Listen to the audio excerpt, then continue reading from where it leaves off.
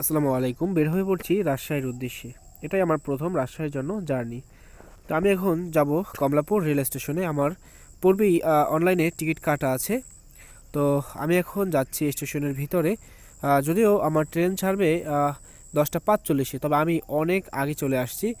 এটা কারণ হচ্ছে আমার এখানে একটা কাজ ছিল এবং সেই কাজ সারার পরে ভাবলাম বাসায় যদি যাই সেক্ষেত্রে বাসা থেকে আসতে এই জ্যামজটের শহরে খুব একটা ঝামেলায় পড়তে হবে। যার কারণে ভাবলাম যে না, এখানেই থেকে যাই, একটু চা খাই, ঘুরি, সময়টা কেটে যাবে।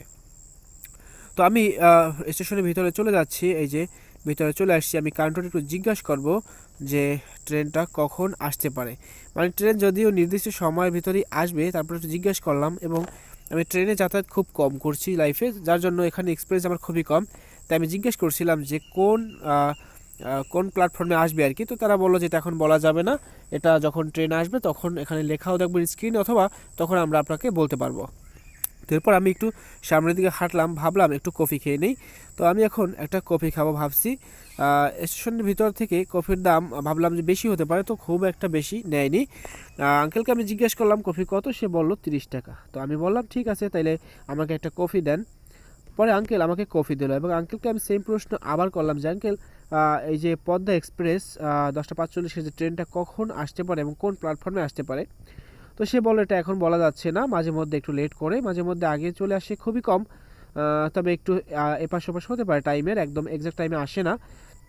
এবং কোন প্ল্যাটফর্মে আসবে সেটা হচ্ছে যে প্ল্যাটফর্ম খালি খালি থাকবে সেই প্ল্যাটফর্মে ঢুকাবে, এটা এখন অ্যাডভান্স বলা যাচ্ছে না। তো যাই হোক, আঙ্কেলকে টাকা দিয়ে আমি কফিটা নিয়ে সাইডে বসে একটু খেলাম।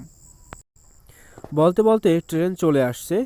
তো আমি ট্রেনের ভিতরে গিয়ে বসলাম এবং আমি এই নিয়ে লাইফে দ্বিতীয়বার ট্রেনে উঠছি। এখন হচ্ছে গিয়া ট্রেন ছাড়তেছে আমার 11টার দিকে। 10টা 45 ট্রেন হলেও ট্রেনটা ছাড়ছে 11টার দিকে। তো আমি একটু জানালার কাছে গিয়ে, দরজার কাছে গিয়ে একটু বাহিরের দৃশ্যটা উপভোগ করতেছিলাম যে ট্রেন ছাড়া অবস্থায় বাহিরটা কেমন দেখায়।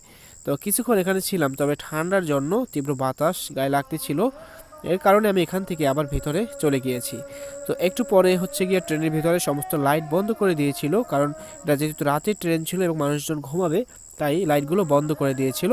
ফাইনালি আমি চলে আসছি রাজশাহীতে। এই যে দেখেন রাজশাহীর প্ল্যাটফর্ম।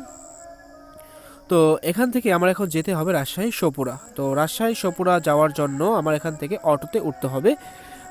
অটো রিক্সায় যদিও 30 টাকায় নেয়, তবে আমি একটা অটো যেটা আছে অটো, তো সেই অটোতে গেছি এর জন্য যে গায়ে বাতাস লাগবে না, তাই আমি এখান থেকে একটা অটো রিজার্ভ করেছিলাম। এখানে আসার পরে যে একটা অভিজ্ঞতা হলো যে টাকা খুচরা করার ব্যাপারে মানুষজন যেই ঝামেলাগুলোতে পড়ে, তো আমিও সেম ঝামেলায় পড়লাম আর কি। আমি অনেকের কাছে টাকা খুচরা চাইলাম, তো অনেকেই দেয় নাই, লাস্টে একজনের কাছে পেলাম আর কি।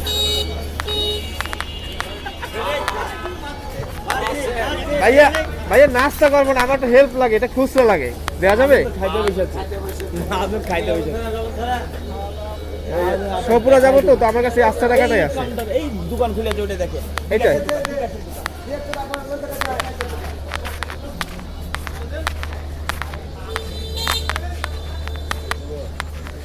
ভাইয়া, এটা হেল্প করা যায়? খুচরা করা দরকার। আচ্ছা,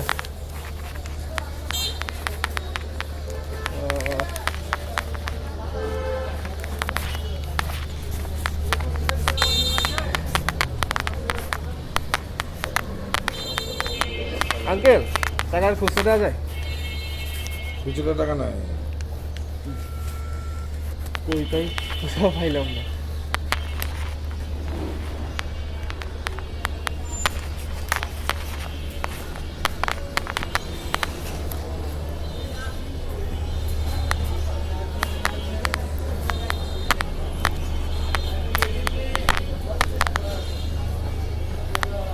ভাইয়া টাকাটা খুচরা দেওয়া যাবে? খুব বিপদে পড়ে গেলাম টাকাটা নিয়ে। হ্যাঁ, দুইটা দিলেও একটু আগাইতে পারবো আর কি, না হয় গাড়ি তুলতে দেখে 1000 টাকা মারবে সকালবেলা।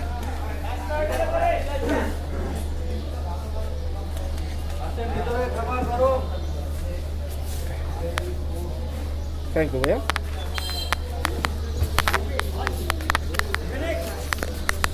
অবশেষে একজনের কাছে পাইলাম। খুচরা টাকা। তবে এর আগেও আমি প্রায় 7-8 জনের কাছে বলছি, কেউ দেয় নাই। যেটা বুঝতে পারলাম এখানে মানুষ একটু আন্তরিক কম। তো ফাইনালি আমি চলে আসছি রাজশাহীর সপুরা টিটিসিতে। এখানে আমার একটা পরীক্ষা ছিল, যার জন্য এখানে আমার আসতে হয়েছিল। তো রাজশাহীর পরিবেশটা দেখে যেটা বুঝলাম যে এই শহরটা খুব ক্লিন একটা শহর, অন্যান্য শহরের তুলনায় বরিশালের তুলনায় অনেক বেশি ক্লিন। তো এটা দেখে আমি মুগ্ধ হয়েছি এবং দিন শেষে আমি আবার ঢাকাতে ব্যাক করব। তো তার আগে আমার একটা ভাই চলে আসছে, সে হচ্ছে আমাকে নিয়ে একটু ঘুরবে। ভাইটার সাথে আমার পরিচয় হয়েছিল ইউটিউব থেকে এবং তারপরে তার সাথে কন্টিনিউ কথা হয়, তার থেকে ভালো একটা রিলেশন বিল্ড আপ হয়। তো সে আমাকে নিয়ে আসছিল পদ্মার পাড়ে যাওয়ার পরে যেটা হলো যে ভাই বলছিল এখানে খুব পানি থাকে, কিন্তু যাওয়ার পরে আমি একদম পানি দেখতে পাইলাম না। তো ভাই বলল যে এই সিজনে পানি খুব কম থাকে, তবে শুকনোর সিজন বর্ষার সিজনে অনেক পানি থাকে এবং সেই পানি যে ঢেউ থাকে সেটা দেখতে খুব সুন্দর লাগে। যাই হোক, সেটা আমি মিস করলাম। তবে এখানে আসার পর আমার একটু ভালো লাগছে, কারণ আমার বরিশাল জেলা থেকে অনেক দূরে গিয়েও আমি আমার পরিচিত একটা মানুষ পাইলাম এবং সে তার নিজের বাইক দিয়ে আমাকে তার শহরে একটু ঘোরালো, সেটা আমি খুব এনজয় করতেছিলাম। যাই হোক, তো সন্ধ্যা প্রায় হয়ে আসছে আর আমার এখন চলে যেতে হবে। আর আমি চাচ্ছি আমার চ্যানেলে কন্টিনিউ ব্লগ ভিডিও তৈরি করতে।